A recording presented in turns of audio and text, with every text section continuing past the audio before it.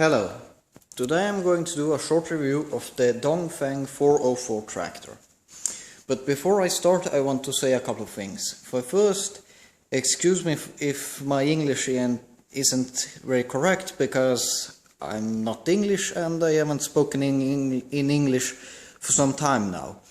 And the quality may be a bit shit because I'm doing this with a mobile phone, and it's my first review of something, so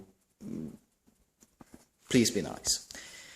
Well, it's the DF404 Dongfeng Chinese compact tractor.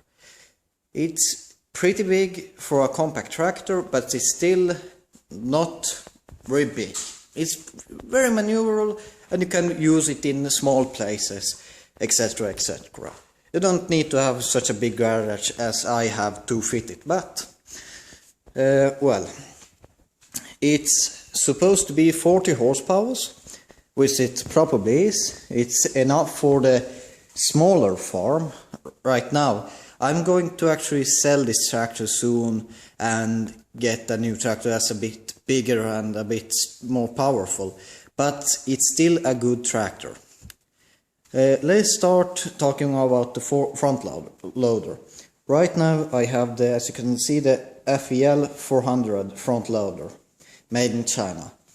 Its estimated maximal lifting capacity is supposed to be about 400 kilos. It's not a lot, but it's not bad also. And the reason for why it's so poor lifting capacity is, you can see these hydraulic cylinders.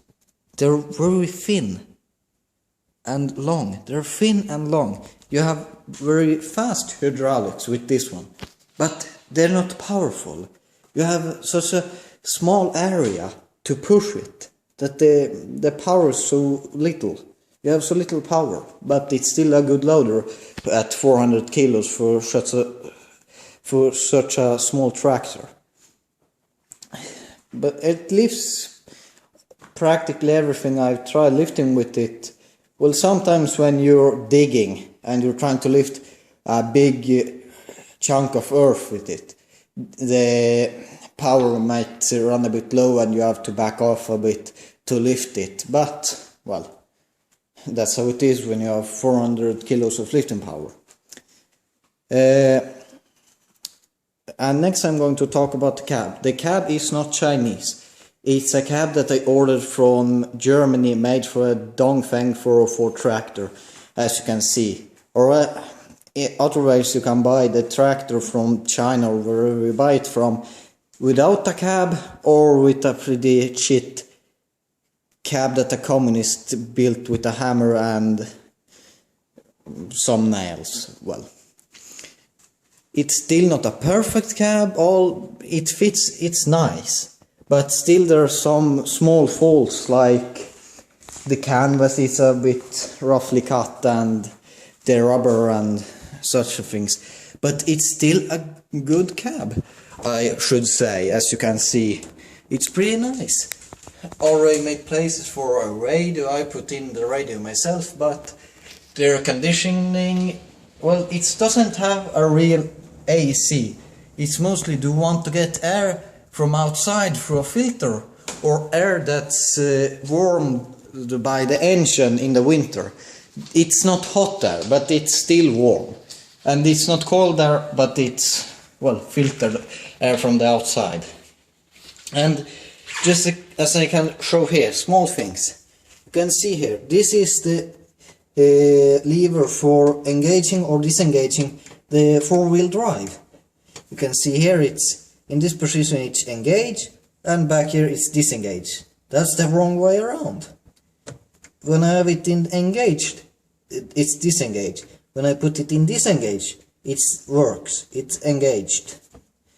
It has, of course, two PTO speeds, 540 and 1000 RPMs. And one problem which I have with this tractor, the clutch for the PTO doesn't work. And at first I worked with the tractor and I thought, what the crap? All the time when I'm trying to start the PTO, I'm just grinding gears and it's not going into gear. Then I called the service personnel from the place where I bought the tractor, and they said that the problem is that because it's a two-stage clutch, and for those who don't know what it is, when you depress the clutch halfway down, the tractor stops and you can change the gear of the tractor. And when you press it completely down, then you can engage the PTO. And they said that it's tuned in wrong, or how to say, and that it's a 10-minute job, but you have to take apart some bits, and so it still it hasn't been fixed. But well, I'm soon going to sell it back to the same place and trade it out for a more powerful tractor. Well, yeah, it's got 4 gears. It's got 4 gears forward times 2 with the high and low ratio, and 2 reverses with the high and low. And with the gears are hard to get in. You can't, with this tractor, when you're changing gear, it's not like, okay, I want to go a bit faster, I'll put in the second gear. No, you change the gear to the gear the tractor lets you, and when the tractor is in the mood to let you, because the gear ratio is so tight that you rarely get in the right gear you want to get in. And one thing that the guys from the place where I bought it said, this is the pedal for the rear axle locking, or how to say, the differential lock, yeah. They said that it's extremely sensitive, that if you drive, only use it when you're completely stuck. If you use it otherwise, it's a 90% chance that you'll break the rear axle, so watch out for that. On this cab I have a joystick, a pretty nice one with cables going down to the splitter of the hydraulic fluid. But on the communist cab, that's the cheaper one, there is just, this is the hand throttle, but otherwise on the communist cab the hand throttle is down here, some kind of thing, and you have a lever like this for a front loader. Well, what more is there to say? I think that these levers with which you control the hydraulics could have been a bit longer, so you don't have to search for them here with your hand, but it works. For its price class, for what you pay with this tractor, you get a lot. It isn't like you're going to pay 10,000 euros and get a John Deere. You get something like this. It works, but it still has its flaws, as you can see. And one thing that old tractorists in the area where I'm living in Estonia, from the Soviet time, all the Soviet tractors, you can see this is the mechanism that is lifting the 3-point hitch. And here you can see there's a bolt going through, and here is the, I don't remember the name of it, but there's something that I don't remember the name of, goes down here and lifts the 3-point hitch. It's on one side, here, as you can see, on one side, and it's all the time it's trying to bend like this. On old Russian tractors it goes from 2 sides down, and all the old tractorists said that be careful, sooner or later that bolt will shear off for you and you'll be in deep shit.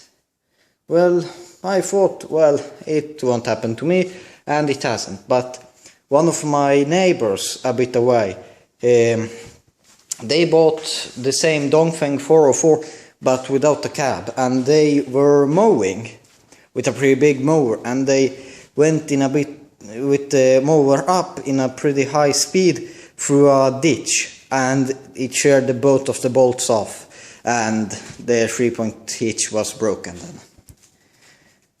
Well, what more is there to say? It's a water-cooled 4-cylinder, 4-stroke diesel engine, of course, 40 horsepower.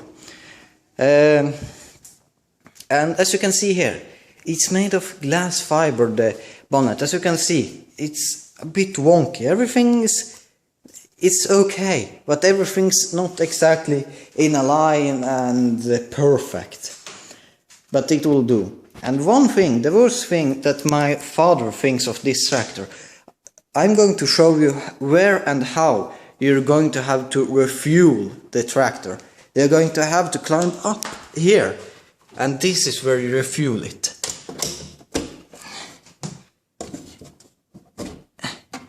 That's where you have to refuel it.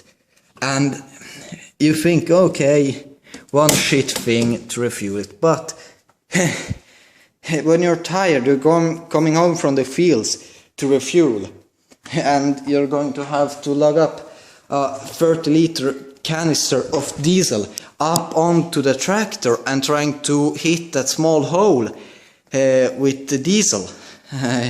It's not the easiest thing in the world. Of course, hydraulic power steering, it's good. It's got this system that you can take the front loader off. And one thing that I noticed a couple of days ago when I was just walking around the tractor, it's got this quick hitching thing that you can take the front loader quickly off and put it quickly on when you need to. But the hydraulic lines here don't have any connections. If you want to take the front loader off, then you have to take everything off the hydraulic splitter down here. And you have to memorize where everything goes and in which order. And well, that's not really that good. And one more thing that I have noticed that this tractor actually has, it has a hand crank start. You can it's supposed to be able to hand crank it. You can see the crank goes in through here and in under the engine where we have to crank it.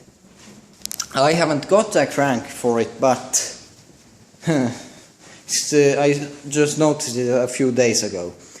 And the only problem I have had with the engine is that with the diesel engine it sprays in diesel into a cylinder, and the nozzles often clog up. I don't know, are the Chinese nozzles that they use so shit that they clog up, or is there just crap in the fuel system from the factory, and when one of the cylinders stops working, not firing correctly, you'll just puff out blue smoke all the time and you're running with 3 cylinders with only 30 horsepower.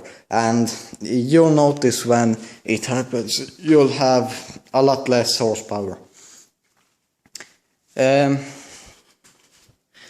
What more is there to say? The antenna on the tractor I have put in myself, of course, but well, all in all, it's a good tractor for its price class. Remember that. For its price class, it's a very good tractor. But it's not an excellent tractor. You could pay 20,000 euros and get a much better tractor. But if you only have 10,000 euros, this is what you get. It's a good tractor for that money. And this tractor, I bought it with extra block heater. I don't know what is it called, block heater in English, but it warms up the engine in the winter with electricity so that it's easier to start. And well, and there is no preheating on this tractor. You can turn the key sideways to preheat it. I'm going to show you here. It's like preheating. You can take here. Right now I'm preheating the tractor, but it's not real preheating. On usual diesel engines, there's when you preheat or before you start the diesel engine, there's a glow plug glowing inside the cylinder and warming up the air inside the engine. But on this tractor, or this engine, how to say, there isn't anything like that. It is a glow plug that heats the air in the air intake. That the air it takes in is warm and it doesn't heat up the cylinder. But I have started this tractor in minus 20 degrees Celsius without any block heating or preheating, and it started right up. So the engine's good, but the parts are a bit, how to say, well, Chinese. Well, that's probably all of it. If you have any questions about the tractor or anything, you can write it down in the comments. And please remember, it's my first review ever on anything, so that's why I maybe have forgot something, or, well, that's it. Oh, I'm going to quickly show you the engine before I forget. The engine latch is down here. It's a bolt that you pull on, and then you can lift it up. I have no idea what that was. Well, you see, that's the thing with glass fiber and Chinese tractors. As you can see, the batteries in the front.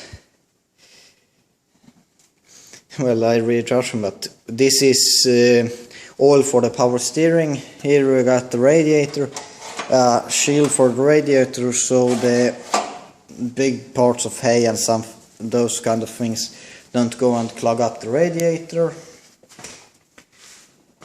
As you can see, standard 4-stroke engine, air intake here, pretty standard machinery. And one thing here also, it's got one oil tank for the gearbox and the hydraulic oil, and it's through here. There is no separate oil for the gearbox. You fill oil there and it uses the hydraulic oil as gearbox oil. I don't know if it's like that on tractors nowadays. I have worked a lot with old Soviet tractors and they have separate oil compartments, but well, that's those tractors. Well, hopefully I haven't forgot anything, and once more, if you have any questions, please write them down in the comments, and I'll try to answer them. And remember, this is my first review, so please be nice. Well, thank you, and that's all.